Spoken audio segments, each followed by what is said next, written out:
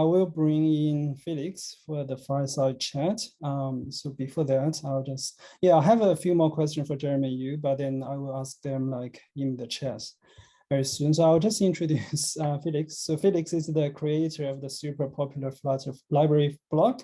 He's also the head of architecture at the Very Good Ventures, the leading app development consultancy that works with the biggest companies to design, build, and scale successful Flutter apps. Okay, so before we start, can we ask Felix to share some initial thoughts about Flutter? Like what's the current status, what's the future? Then we'll take some questions from the audience. And for everyone, so if you have any questions to Felix, Jeremy about Flutter or anything related, please click the link in the chat, then I'll read out your questions. So Felix, over to you. Sounds good. Thanks for having me. Hi, everyone. So yeah, some thoughts on the current status of Flutter. I think it's an exciting time. Obviously, like Flutter, as Jeremy mentioned, is still relatively new and growing in popularity. I think some notable things that have happened recently in the Flutter spaces, they recently announced a stable release of Windows support, which was exciting with Flutter 2.10. It's still kind of old, but relatively new. Null safety support for Dart is a big one. I know a lot of companies are still migrating or considering migrating to null safety. But that's a huge kind of achievement, in my opinion, for the Flutter and Dart community, because it means developers can write safer code. The compiler can catch mistakes for you early on, and they somehow managed to do that in a backward compatible way, which I think was really amazing. The Flutter and Dart team have done a lot to try to keep things as backward compatible as possible while they've been iterating and developing the framework. I think there's also been a lot of progress on awesome new plugins and support for native platform integration. And I see more and more third-party platform support for things like the Stripe SDK and other popular third-party integrations coming up every day. And also another one that is kind of near and dear to my heart because it's a community-driven effort is the Flutter Community Plus plugins, that's hard to say, where a bunch of members of the Flutter community started kind of creating their own plus versions or better maintained versions of popular plugins. So you can check that out if you're curious to see. Maybe you can drop a link in the description below. But yeah, lots of exciting updates. It's hard to keep up with the Flutter team and Dart team, honestly. And some things I'm personally looking forward to are, I'm not sure if everyone here is familiar with the static meta programming concept, which will allow you to kind of generate code at compile time and help a lot with build runner issues. And I'm not sure, Jeremy, I think Betterment does use code generation quite a bit in their Flutter app. And that's an area I think that might see a lot of improvement over the next year. Fingers crossed for things like sealed classes and data classes and things like that in Dart. Yeah, I think that's just kind of me throwing out a lot of things that I'm excited about that have happened recently and hopefully will happen soon in Flutter and Dart. But again, I'm not on the Flutter Dart team, so I'm just guessing and hoping for some of these future looking changes. So. Cool, thanks. Yeah, so I know Jeremy just gave the talk. Do you have anything else to add, Jeremy? No. My kids just came home, so someone has something to add. They're also excited about Flutter. Yeah, we just finished migrating to null safety at Betterment. I know that the Dart and the Flutter roadmaps just came out, and there's definitely a lot of things that are kind of interest and that we're looking for continuous improvement on. One of the things they called out that's been noticed a lot is just some of the issues with animation when you're going from a native feature to a Flutter one, and that's actually on the roadmap. So no, I think it's really encouraging to see the continued development of the framework and also an openness to feedback about what are the things that really need to get added. But yeah, Felix mentioned code generation, and we've used a package called Freezed, which has been very necessary to the things that we want to do. So any continued investment there would definitely be a big benefit. But no, I think for us, it's just exciting to be a part of a really emerging developer community and kind of be on the front lines of it, and hopefully giving back more and more to it, because we really have seen a tremendous benefit from our investment in Flutter, and want to just encourage other people to use it. I mean, the more people who are interested in it and adopt it, the better the community will be. So yeah, cool. Yeah, so I'll start asking questions before we get the questions from the audience. So this question is from to Jeremy. So what's your devs like satisfaction rate with Flutter? Do you have like some metrics on that, or? I can put Caleb on the spot, and he can tell us. But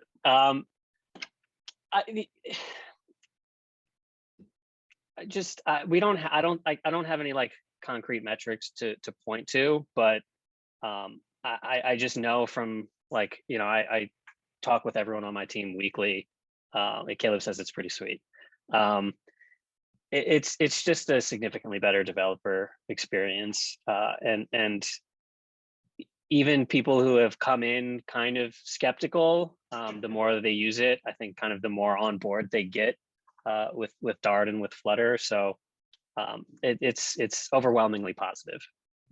Yeah, yeah. So I develop with Flutter. I think I'm generally I'm happier when I develop with Flutter, because I know that I will be able to like achieve with Flutter. But with like Android, sometimes I have to struggle, have to do a lot of thinking. So yeah, with Flutter, I think I'm generally happier. So the next question is to both of you. So I think I read the article before, like I think VGV like offered the training to Betterment. So what was like the training process like? Like, was it very smooth? And how was it like taken by the devs? Yeah.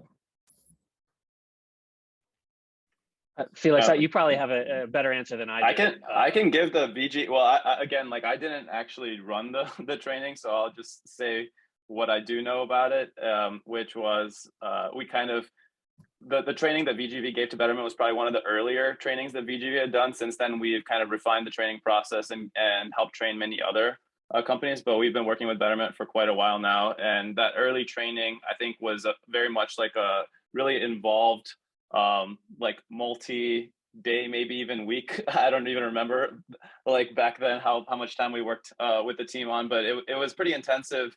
And it was a combination of kind of going over concepts and like core foundational topics, as well as like actually working on projects together and like kind of workshopping different aspects of Flutter and Dart. And then more importantly, like I think the team later on took all that knowledge and then did their own internal training where they took all those concepts and saw how they applied to the actual code base that the one team at Betterment at the time had been working on. So I think it was really important to kind of learn about Flutter and Dart on their own and then look at it in the context of a real world application that they were currently working on. Because a lot of times I think that's where the disconnect kind of happens. You kind of look at things in theory and like maybe you look at counter apps and you look at to-do apps and things that are like pretty simple and clear cut, and then they don't always translate, those topics don't always translate well to more complex real world scenarios. So I think that's where I really saw like between the collaboration between VGV and Betterment, like I think we kind of covered those topics of like core concepts, but also like Betterment specific use cases and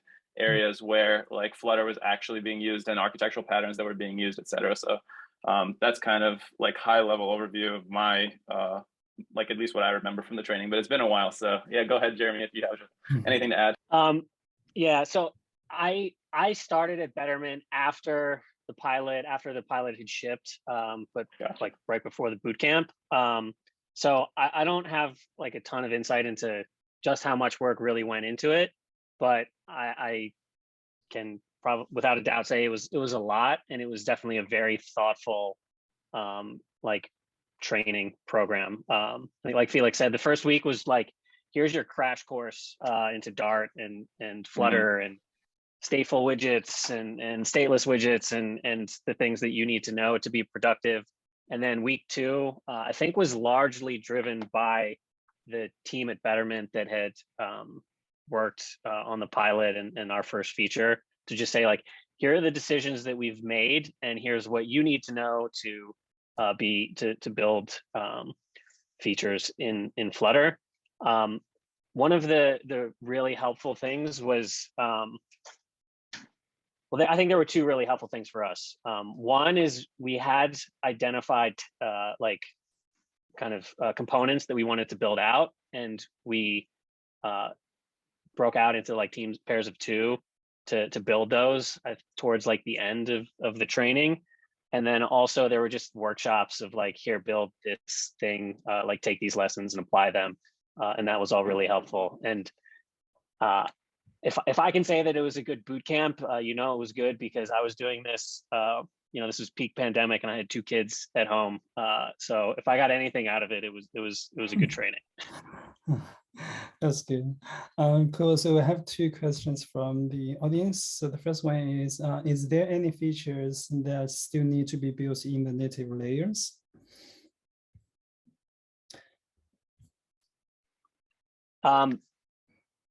Yes, there are not many left, but the ones that are still native are kind of behemoths. Right now, my team is actually making some changes to startup and authentication to kind of remove a lot of the native dependencies and set us up for our kind of like pure Flutter existence. Caleb's team is working on one of the features it's called our add goal, just like setting up an account at Betterment. And then my team also has our kind of entire transfer flow, which is like a very central and important piece of the application. And that is kind of up next on our radar of things that we need to get into Flutter. Okay, cool. The next question is to Jeremy. Any plans for leveraging Flutter for web or desktop? I think you already use it for web, right? No, our mostly React on the front end of our web application.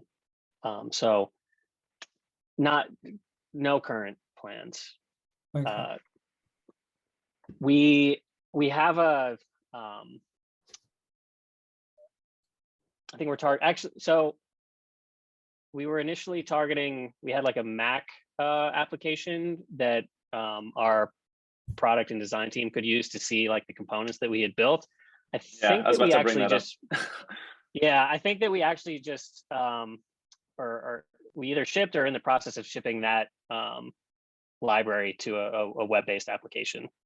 So yes, kind of, I guess, but not for like the entire Betterment application. Okay, cool. So I will ask some questions to Felix. So I think a lot of things have changed since you came to talk about bloc. Can you tell us a little bit about bloc? Sure, yeah. Yeah, for those of you who don't know, it's a state management library that is kind of just like a collection of packages that work well together to help you kind of have a consistent state management solution in your Flutter application. It started off as, before I joined VGV, I worked at BMW, and that's kind of where that package kind of was born. It was just in the context of needing a robust solution to manage state at scale in Flutter. And in those early days, there wasn't much besides scoped model. I don't know if anyone here remembers scoped model, but that was kind of like the state of the art state management at the time. It was either that or Redux.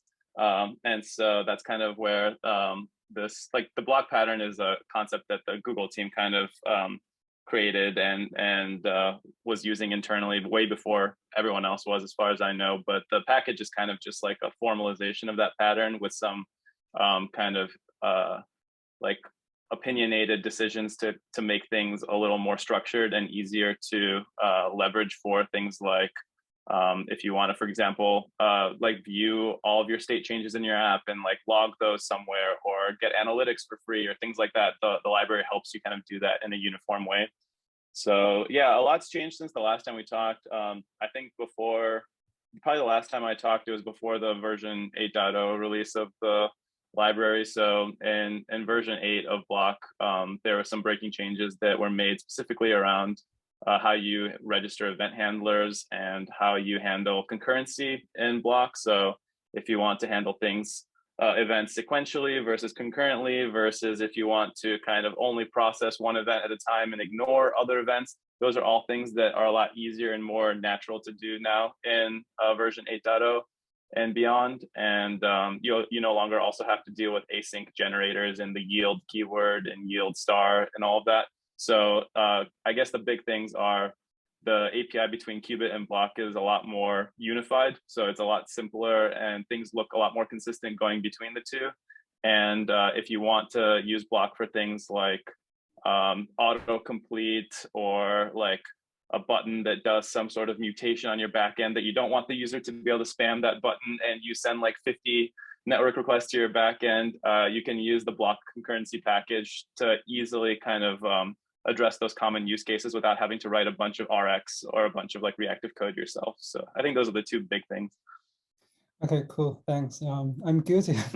I'm guilty of not using block in my app at the moment. All good. I can say. Go ahead. Go ahead, Felix. I was just going to say there's plenty of great state management solutions out there. So I don't think you can go wrong with any of them, really. It's just a matter of taste at this point. So go ahead, Jeremy. That's a humble take, but Betterment is using block, so that there's support that's the best state management system out there. Thanks. Yeah, for the new feature in my app, like because it's the first feature and it's pretty simple, so I was just using providers. But yeah, I'm very interested in block, and I'll definitely have a look. Yeah. So the next question to Felix, can you tell us a little bit about Mason? Sure. Yeah. Mason is basically an attempt at Dart like implementation of a tool that allows you to create reusable templates for things that you as a developer find yourself doing over and over and over again. So think, for example, of maybe you have like a very specific way of creating a new feature in your app, or maybe you have a very specific way of creating a data class or whatever the case might be, or even multiple files, right? Like a feature might consist of maybe you create a block, maybe you create a UI component, maybe you create like a barrel file, etc. So Mason is basically a tool that allows you to create like a template for any reusable piece of code that you want to generate. And then it's a CLI that allows you to generate that code consistently and like really easily without having to write custom logic. So if anyone here is familiar with like Yeoman's like a popular generator in JavaScript land. Mason is kind of like an attempt to bring some of that functionality over to Dart, but also make it a little bit easier to create templates. So it uses Mustache currently. There's plans to support other templating syntaxes as well in the future, but right now you basically can write Mustache templates and then Mason can help you generate code using those templates.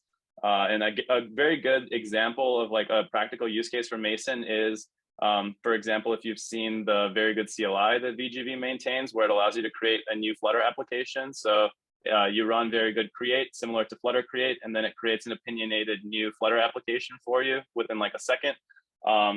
That tool uses Mason under the hood. So that new Flutter application that gets created is a Mason Mustache template, and then the very good CLI command line tool is using Mason internally to actually do the generation. So yeah, that's kind of like it kind of came about from a need to like standardize a bunch of things, because at VGV, we kind of do a lot of the same things over and over and over again. We repeat ourselves many times in many different contexts, and we try to standardize things and automate things as much as possible. And so Mason was kind of inspired by some tools in Python, it's a tool called Cookie Cutter in Python, Yeoman, a bit of inspiration from Yeoman from the JavaScript ecosystem, and also Stagehand, which is a Dart tool that is kind of deprecated, that's not maintained anymore by the Google team. So Mason is kind of like taking all the things that we liked about all those tools and bringing them into a command line tool for the Flutter and Dart ecosystem. But I think the cool thing about it is it's not really tied to Flutter and Dart. You can write templates for any framework, language, even just like documentation. Like if you want to create a template for a README, or a template for a good change log, or a template for like a GitHub workflow, you can do that. And then you can just use Mason on your team to basically consistently have the same type of code generated for your different use cases. So that's kind of a long way of saying it's just a template generator. Okay, yeah, I haven't used it before. So for Flutter specifically, can I use it to generate widgets and or multiple files? Yeah. Okay. So yeah, you can check out the so the two resources for it. Actually, VGV, we did a live stream on it a little bit ago. Maybe I can share the link with you, and then you can share where we kind of did like a demo of Mason. Yeah, sorry, go ahead. No, I think I saw it on YouTube. I was watching it for like Yeah. 5 minutes. I will finish it. Yeah. Yeah, you can check it out. We just do a live demo and kind of go through how to use it and why you would want to use it. But yeah, for like, let's say you have a very particular way that you like to create widgets, or a very particular way you like to create models, or a specific way that you like to create new features as like a development team, or even like tests. If you have a very specific way you like to set up your tests, you can create templates for all of those things. And then you can use Mason as a command line tool to say Mason make, and then your template name, and then it'll generate consistently the code that you've defined. So it's kind of like VS Code and IntelliJ snippets, but on a whole nother level, where you're not limited to just one file, and you're not limited to like one small piece of context, but you can actually generate whole directories and projects and multiple files and everything. And stay tuned, but hopefully soon. I've been working on the side to kind of make it possible for you to publish and share templates in Mason so that you can have them be versioned, basically similar to like pub.dev for Dart and Flutter packages, but for templates. So hopefully that'll be something that is available soon. But as of now, you can either share templates via GitHub or Git URLs, or you can just have them be like bundled with your project code. So you can have the template live alongside of the source code for your project as well. Yeah, speaking of like templates, let's talk about Very Good Ventures. So your company offers like 2 frameworks, Very Good Start and Very Good Core. So Very Good Start offers like customized template for your customer. Can you briefly tell us how it works? Yeah, so again, that tool also uses Mason internally. And you can think of Very Good Start as basically Flutter Create, but for enterprise. So you don't just get a simple counter app, you actually get like a pretty robust set of features that every app needs. So think like logging integration, crash reporting, analytics integration, force upgrade mechanisms, kill switch mechanisms, login and registration and authentication flows. All that stuff basically is generated for you with Very Good Start. So we recommend it for larger companies with larger engineering teams that kind of just want to save approximately like 30 days of development. We kind of like keep track of how long it's taken to build all the features that go into Very Good Start, and approximately it's like a month of development you save. So that's kind of the big advantage there, is everything's fully tested, and we kind of refine it over time at VGV as we figure out how we want to kind of like structure code and test code and maintain a consistent pattern throughout all of that code. So it's really just like a foundational like template for big teams that want to get started quickly with Flutter with an opinionated architecture, so that you don't have to like make all these decisions up front yourself and do all the research on how to do things. It's like VGV's done a lot of trial and error and like started new projects many times. And so Very Good Start is kind of like all of our accumulated learnings from what works and what doesn't in one template. And the Very Good Core template is just like a free slimmed down version of that. So you still get a lot of good things for free with Very Good Core. It's an open source template that you can use right now. You get like localization support built in, you get 100% test coverage. It uses bloc, but you can easily swap bloc out for some other state management tool. It has CI/CD incorporated, so you can immediately get started with GitHub Actions and a bunch of other stuff. And so it's basically kind of just like a step above what you get with Flutter Create, where Flutter Create is very much like the bare minimum for you to get started, and very little opinionated decisions are made. And yeah, Very Good Core is kind of like VGV's opinionated version of Flutter Create. Also, like linting rules are a lot more strict in all of those apps. So you get really strict linting to enforce consistency and best practices across all of your engineers on your team. So that's kind of like a high level. So free version is Very Good Core, and then paid version is Very Good Start. We don't typically sell Very Good Start as like a standalone thing. Usually Very Good Start is accompanied with like a contract and like consulting agreement that VGV is going to work with you as a company and kind of like partner with you to help you get everything set up, train your team, all that stuff. But if anyone here is interested in learning more about Very Good Start, definitely fill out the form on the website. There's a spot where you can kind of express interest, and then we get back to you and try to understand if Very Good Start makes sense for you. So it's kind of like an enterprise only right now, but if you're interested in learning more, yeah, I definitely recommend just reach out on the website. Okay, yeah, I am. Sounds good. Just to confirm, so you mentioned you have this like one template that can be customized for all the businesses. Yeah, it's basically like what we asked ourselves, what does every good mobile app need, in our opinion, without making decisions that are like feature specific. Like we don't have any features that are tailored to like a banking app or to like a health app or to like an e-commerce app, but we asked ourselves like, what does every good app need? So things like I mentioned, like crash reporting, like analytics integration, like a way to force upgrade, like a way to take the app down for maintenance if like the backend is down or whatever, and a lot of other things, and like fully tested. It uses Firebase out of the box, but it can easily be configured for other cloud providers and backend solutions. Like we have clients that use Very Good Start with like Auth0, for example, and Cognito and AWS, and so it's really like modular and able to be customized based on the needs, but there's no like industry specific features baked into it. It's more just like, what does every app, what in our opinion does every app need to kind of like be production ready and be able to be shipped to many users and be able to be like reliable and easy to maintain. So we are talking about potentially having more flavors of Very Good Start in the future that are more like geared towards like maybe e-commerce, maybe you're building like an online ordering app or something like that. But as of now, Very Good Start itself is just like a vanilla template that doesn't have any opinionated features in it. So the idea is like Very Good Start will get run, and then like VGV will work with your team to kind of start helping your team build the features that are specific to your business or your use case, but you're not wasting time like doing all the setup and figuring out how to structure the project. So you can kind of like skip all the boring stuff and then start focusing on the important feature development work for your team. Yeah, I think that's very cool, and it will help a lot of developers, I think. Yeah. Okay, so there's one question from the audience to Felix. In which cases do you prefer to use qubit instead of block? I wonder your thoughts. I think no one knows exactly the differences. So there is a whole section of the documentation on blocklibrary.dev that tries to answer that, but the short answer is if you're not sure what the difference is or which one to use, just use qubit. You'll know when you want to use block. Like you'll know when it's time to use block because you'll be looking for something better, if that makes sense. Basically, the main difference between block and qubit is you get event sourcing for free with block. Like every single state change is associated with an event, so you can easily trace through your application, like how did I get to the particular state that I'm on? Whereas with qubit, you don't have all that information. You just have here's the series of state changes that happened. I don't necessarily know what led to them. A good example is like, let's say there's many ways that a user could get logged out, right? Like the user might tap on the logout button. The user might have their token be revoked. There might be some other issue that forces the user session to end, right?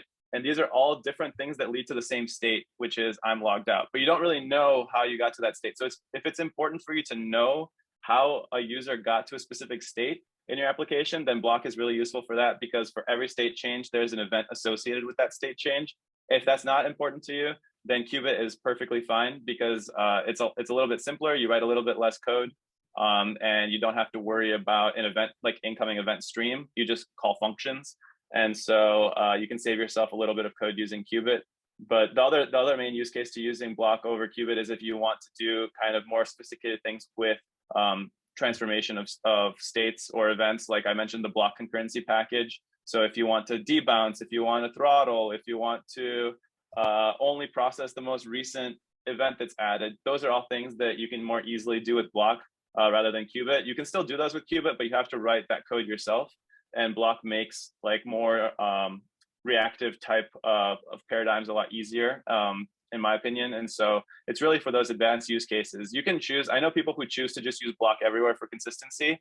And then there are people who would choose to mix qubit and block and only use block whenever they need to. So I think both approaches are totally fine. And whenever you're in doubt, I'd recommend use the simpler one, which is qubit, because you don't want to overcomplicate things unless you want the more powerful tool.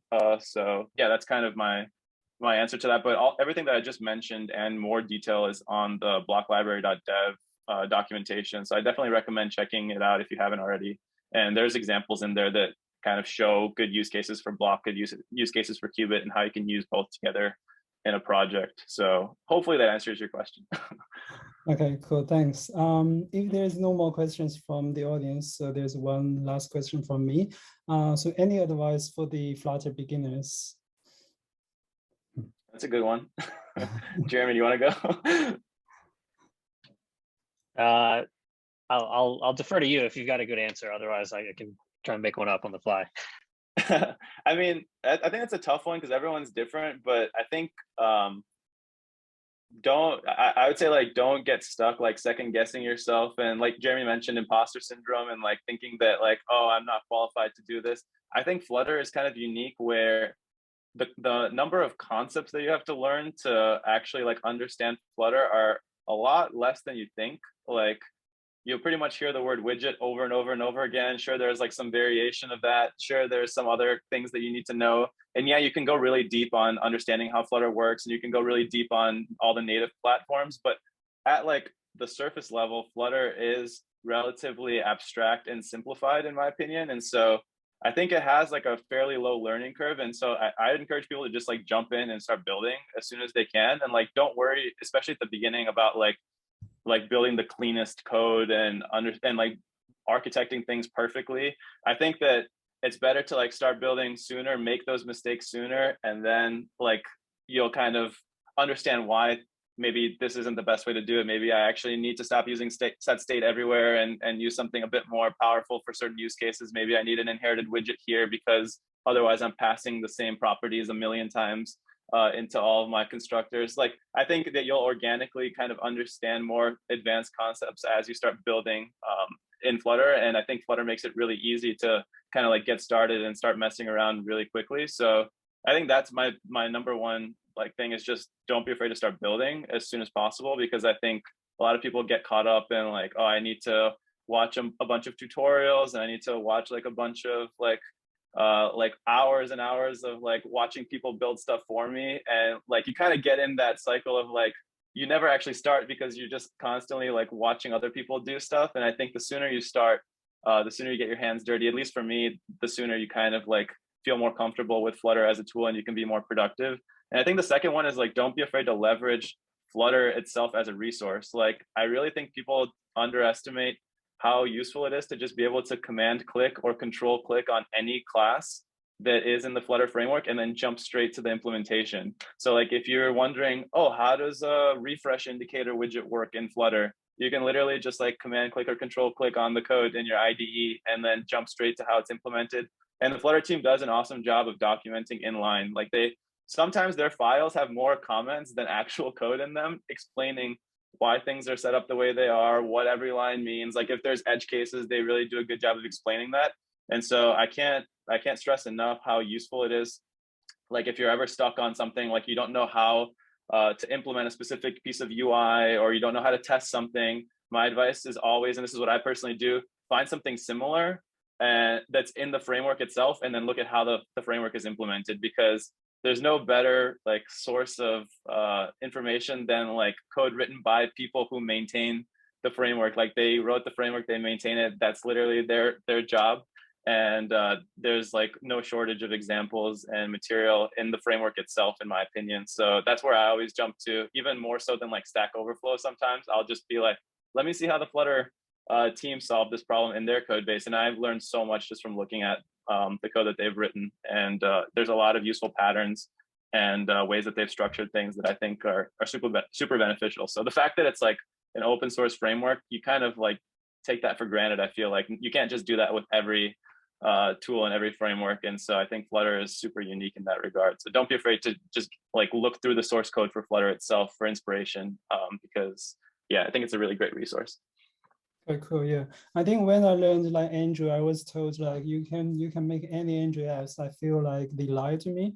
But I think Flutter is, with Flutter you can really say that you can make some apps with Flutter, like if you want to be. Yeah, definitely. I don't know if anyone here has participated in have you participated in like the slide puzzle, for example? I think the Flutter team does a good job of posting challenges out there, and people do some really, really cool things. And like sometimes the like, for example, the slide puzzle, it's very open-ended. It's just build a slide puzzle in Flutter and like make it look however you like.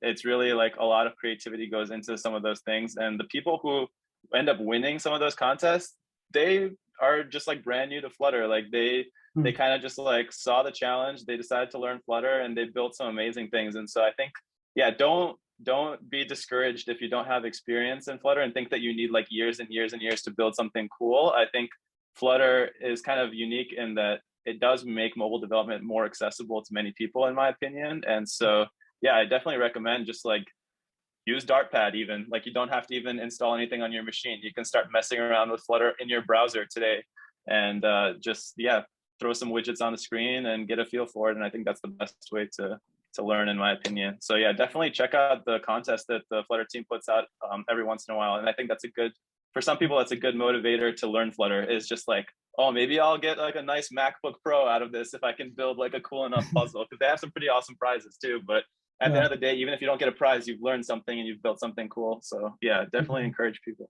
I'll send someone to the contest. Yeah, So, I'm excited. Yeah, so I think there are two more questions in the chat. So what's the estimated price for it? I guess it's about the very good start framework. And then is there any way to track events and states in a nicely formatted way? Yeah. So for the first one, I don't really know. I'm not on BD and sales at BGV. So I think for that one, I definitely recommend just fill out the form on the Very Good Start landing page and reach out. And then someone will contact you from VGV to understand if it makes sense and talk about pricing and all that. And then for the second question about tracking events and states, yeah, there's a concept of a block observer. So similar to like a navigator observer in Flutter, there's a block observer, and you can register that block observer and you can override various methods like on change for any time a state change happens, on event for any time an event is added, on create for any time a new block is created, on close for any time a block is disposed. And then you can do whatever you want in there. So you can use your favorite logging library to log to your console. You can log to like Datadog, Sentry, Firebase Analytics, Crashlytics, whatever you want. There's also an on error whenever any error occurs inside of any blocks. And so, yeah, Block Observer, in my opinion, is a nice way to kind of get visibility into how your application is working and what the user is doing without having to manually add logs all over the place. You just have all of your logging in one spot, and you can have different versions of your Block Observer depending on if it's a debug build, if it's a release build, if it's your production flavor versus maybe your development flavor of your app. And so that's what I generally recommend. And I think like for formatting, really it's up to you. Like you can go as crazy as you want with like there's plenty of fancy logging libraries out there that format the logs in a really nice like easy color coded way, even if you're just logging to the console, for example. So yeah, Block Observer I think is something people maybe don't look at right away with Block, but I think that's one of the biggest benefits of using something like Block is you standardize how state changes in your app, and then that allows you to, in a very simple way, kind of hook into all those state changes in your application. Okay, cool. Before we finish, do you guys have any final thoughts? Maybe we start with Felix. Final thoughts. No, I think like it was just awesome hearing about Betterment and how Flutter has helped them. And it's been fun working together with Betterment for the past, I think it's been like over a year now. And so, yeah, just excited that Flutter is kind of still growing and more companies are embracing it. And I think Flutter is kind of like moving out of that kind of area where people don't take it seriously. And now it's a bit more like, oh, hey, big companies actually can build apps with Flutter and they actually do get a competitive advantage using Flutter. So I think it's an exciting time where even though like Flutter has kind of in the past been like people compare GitHub stars to React and all that stuff. And like, you can look at all that, but really to me, the cool thing about it is seeing more and more companies like Betterment embracing Flutter as a technology and helping them kind of provide value to their customers faster and more efficiently. So I think that's to me the most exciting thing, and just seeing the rate that the community is kind of evolving and the new features that are coming to the framework every day. So yeah, hopefully it continues. And again, thanks for having me. It's been fun hearing all the questions and hearing about Betterment's experience. Thanks. I think it's disappointing to see that VGV is expanding in Europe but not in Asia, or particularly in Yeah. studio. Well, that's the other thing, actually. Like VGV is also hiring. So if anyone, again, it's a similar thing, US time zones, unfortunately. For us, it's mainly because of our clients. We don't have many clients in those other time zones. So that's really the biggest problem. We don't want to force people to work at weird hours. Yeah. So that's kind of the biggest reason. Otherwise, we are a remote company. So I think, yeah, hopefully that'll change in the future. But yeah, right now, unfortunately, it's just because of our client base. So I'm hoping that will change. Mm-hmm. No worries. Thanks. Jeremy, do you have anything to share? Yeah, I think one thing that kind of piggybacks off of something Felix was saying was, I mean, learning, I think everyone here is doing this right now. It's like engaging with the community, and you know, Felix was saying how, you know, Flutter being an open source project is a great learning tool. And I think that also kind of sets the stage for like what the community for Flutter is going to be like. And you know, it's building and it's growing, and we all have an opportunity to be part of it, and it's exciting to be part of it. And you know, like I'm happy, like if anyone wants to reach out to me, I'm happy to answer questions, and I'm sure VGV and Felix would be too. And I can confidently say that everyone we've worked at VGV is like fantastic. So if you do need like some consulting services, you really can't go wrong. But yeah, I guess on the like learning Flutter point too, I don't want to say it's easy, but like, you know, it's a declarative UI framework, and especially if you've had experience with a different one, you'll be able to pick it up no problem, and really just like see progress.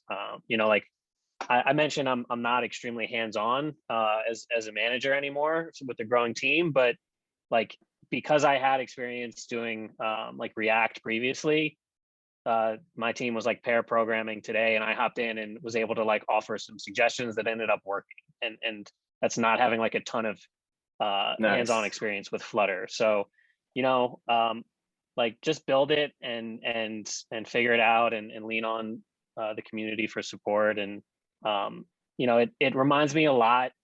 I started my career in engineering, so I was an iOS developer by trade, and I learned Objectives. I learned how to program at a boot camp with that was taught in Objective-C, and then I self-taught myself Swift afterwards, because it was right before Swift 3 was coming out, and it was really when like the momentum was gaining for companies to start using Swift. And the momentum that Swift was getting then really reminds me a lot of like the momentum that Flutter is gaining now, where things went from like, oh, I heard someone talking about Flutter at an iOS meetup that I went to like, oh, I'm applying to a company that's about to be using Flutter, and like here I am at you know, a meetup talking about Flutter. So it's building up a lot of steam, I think, and it's just exciting to like be a part of it at this stage. So I appreciate you having me out to talk about that, and you know, wish you all luck with hopefully using Flutter and seeing its benefits. Thank you very much. Yeah, thank you, Jeremy and Felix, to share your insights and experience. I think it will be very helpful to many people that saw businesses, because not many people are doing this. So we really appreciate that. And also, yeah, I thank everyone else who is joining this, whether it's Friday or Saturday morning. Thank you for spending the last 1.5 hours with us. The recordings of this meeting will be posted on YouTube later on, and we are almost just on time. So thank you, everyone. I hope you enjoy your weekend, and I will see you guys soon again. Thanks, everyone. Hopefully we can see each other in person at some Flutter conference at some point. Yeah. Yeah. Thanks. See you guys. Thanks, everyone. Take care, everyone. Take care. Bye. Bye-bye.